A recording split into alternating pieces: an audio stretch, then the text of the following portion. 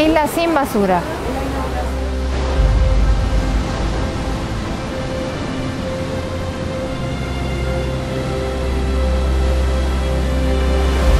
Recibimos el plástico y el microplástico de todo el mundo.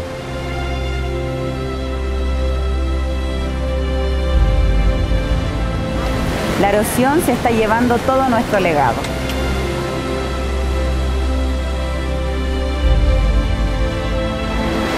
Los niños y niñas de Rapa Nui están haciendo su parte. ¿Y ustedes?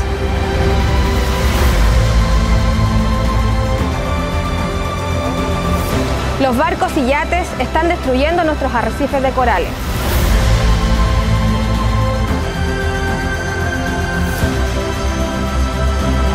Se está quemando y erosionando Rapa Nui.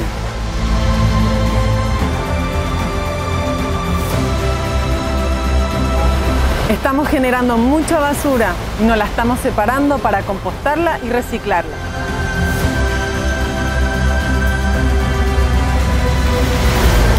Los recursos de Rapa Nui están siendo explotados.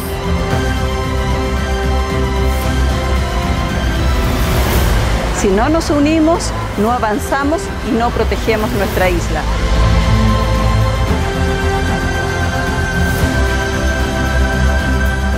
Ya sabemos lo que está pasando en Rapa Nui. Hemos hablado, hemos llorado y hemos peleado. Te invitamos hoy a cambiar el futuro de Rapa Nui, mejorando nuestras acciones cotidianas por nuestra isla y las futuras generaciones.